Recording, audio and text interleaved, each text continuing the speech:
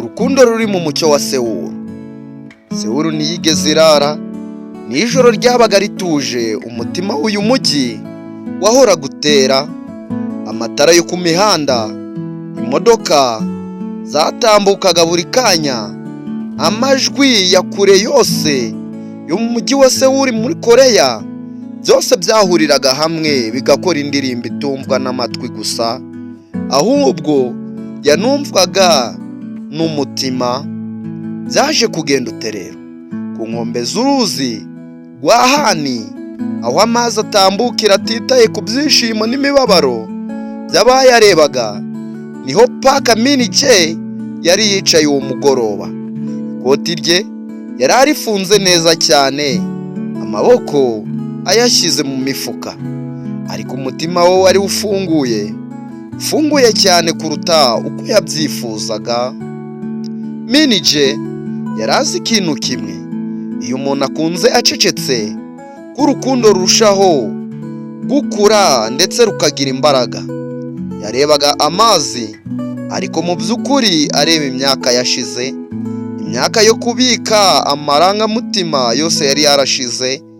Akunda kugira amarangamutima yo kwiyemeza kutavuga, yo kwizera ko ibikorwa byonyine bihagije. Nanone humvikanye ijwi rivuga ngo, uri hano nanone?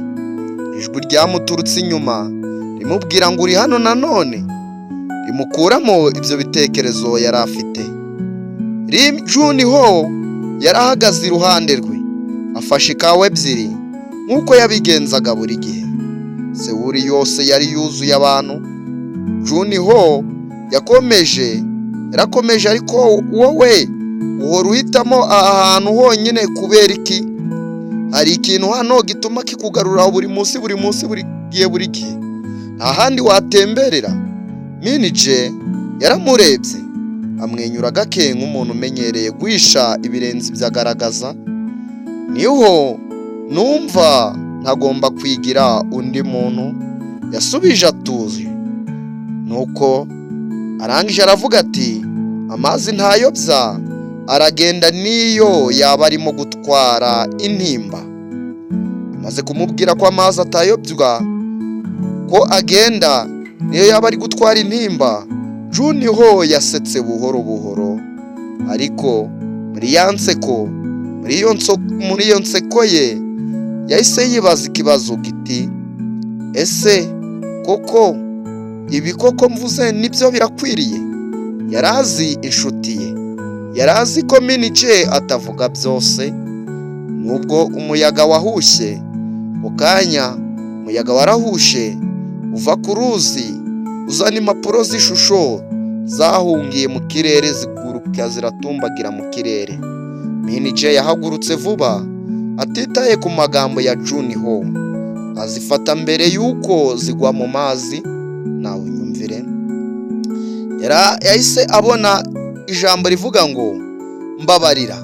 Ako kanya iryo jambo ryumvikanye mu ijwi rituje ry'umukobwa, ati mbabarira. Uwo mukobwa yari Kim Ha-yeon, cyangwa uwo turamwita Kim Ha-yeona. Nuko yari ageze aho, afashe ikaramu, amaso ye agaragaza ubwitonzi n'agahinda katavugwa. Umusatsi wa Kim Ha-yeona, umusatsi we muremure wahuhwaga n'umuyaga, kajipo ke kanyeganyega nk'igishushanyo cyari cyavuye ku rupapuro, ndetse cyakabaye umuntu muzima. Nanone zari zigiye gutwarwa.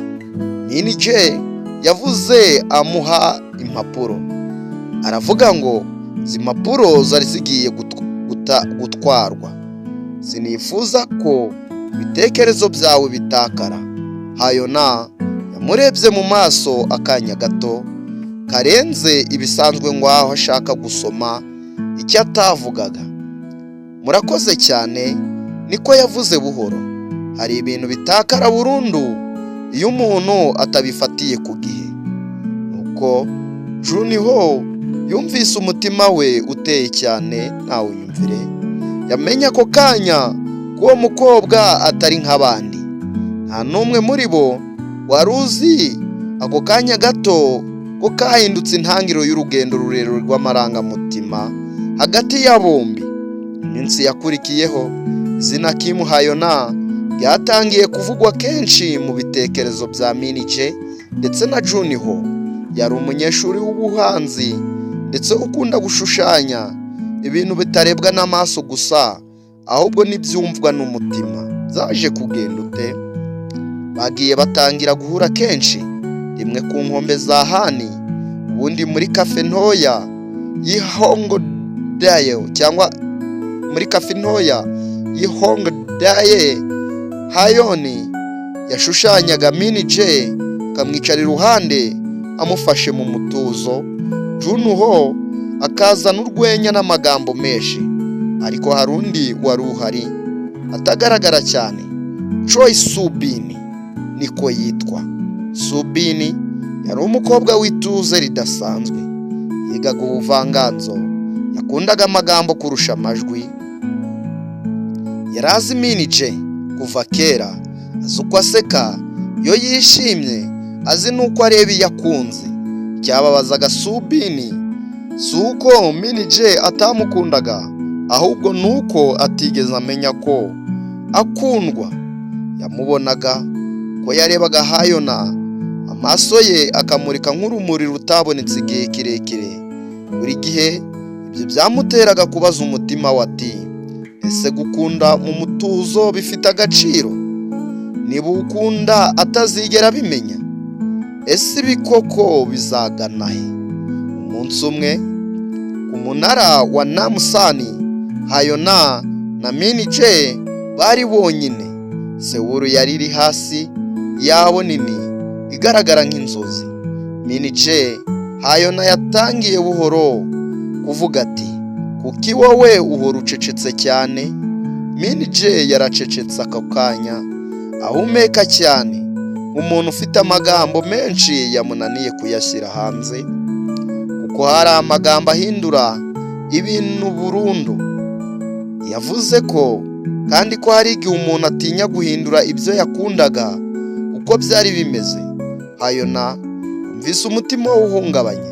Ku nshuro ya mbere yumvise ko Min-jae amukunda kurusha uko yari abyibwira cyangwa kurusha uko yabitekerezaga, ariko umutima we wari mu rujijo, kuko Junho nawe yari amuhaye urukundo rugaragara, ruvuga, rutacecetse, ahubwo rugaragara. Iryo joro Subin yicaye mu cyumba cye yanditse mu ikayi aya magambo. Min-jae arongera asubiramo ati, Min-jae ndagukunda, ndagukunda, mu buryo butagira ijwi. Sinzi niba bizigera bigira icyo bivuga kuri wowe, ariko kuri njye ndagukunda Min-jae. Nubwo ubuzima bwanjye bwose bwagira ibibazo, ndetse iyo ngutekerejeho nkakuzana mu ntekerezo zanjye, nkakubonaho, nkakureba, numva ubuzima bwanjye bwose buguwe neza. Min-jae ndagukunda, isi nawe unyumvire. Yafunze ikayi, amarira amushoka mu maso. Azi neza ko hari inkuru z'urukundo zitangira ariko ntizigere zirangira neza cyangwa ngo zivugwe. Ku rundi ruhande, ku nkombe y'inyanja ya Basini, Junho yarebaga imiraba, amenya ko hari urugamba adashobora gutsinda. Urukundo si ugutsinda, yabwiye Hayona rimwe na rimwe. Yamubwiye ko rimwe na rimwe ari ukwemera ko umutima wawe watsinzwe. Yahisemo kwigendera, nuko Min-jae asigara i Sewuru, atazi ko hari urundi rukundo rumutegereje rutarigeze cyangwa rutigeze ruvugwa. N'urundi yari hafi gutakaza atarugize urwiwe. Inkuru rero ihagarariye ahangaha nibwo inkuru yacu cyangwa season yacu igiye gutangira. Turi kuri episode ya mbere, kuko urukundo nyarwo rutajya rurangirira aho umutima wishimiye, rutangira aho umutima ubabariye. Nanone icyitonderwa, iyi ni episode ya mbere ndetse nguhereje. igikurikira kizinjira mu kubabara kwa Subini, guhitamo gukomeye kwa Hayona cyangwa kwa Hayona, kwicuza kwa Minije. Ndetse nanone iyi nkuru inacyatera amatsiko, urukundo rutatu rutavugwa. Umusore Minije na Junho bakunda Hayona bombi, ariko umwe akunda acecetse, undi akunda avuze. Ese koko Hayona azahitamo nde? Uvuga amagambo meza se cyangwa ugaragaza urukundo mu bikorwa? Ese urukundo ruhishwe rwa Subini? Subini yakunze Minije imyaka myinshi atabizi, yandika urukundo rwe mu ikayi amureba atabimubwira. Ese Minije azamenya ryari ko umutima wamukundaga umwijima? Ese koko azamenya ko Subini yamukunze? Kandi ese azabimenya mu gihe gikwiriye? Nanone amagambo atigeze avugwa. Hari amagambo atigeze asohoka mu kanwa ka Minije, amagambo yashoboraga guhindura byose. Ese azigera abwira Hayona ko amukunda, cyangwa azaceceka kugeza igihe azamutakaza Junho akagaruka akamwitwarira? Ese nanone guhunga kwa Junho ahitamo kugenda aho gukomeza kubabara? Ese koko azagaruka? Si undi ukuntu gutsindwa cyangwa n'intangiriro yo gukura k'urukundo? Ese koko twizere ko azagaruka kubwa Yoniha? Ese nanone kandi ikayi y'urukundo, ikayi ya Subini, irimo amagambo ashobora guhindura amateka y'iyi nkuru. Ninde uzayasoma bwa mbere?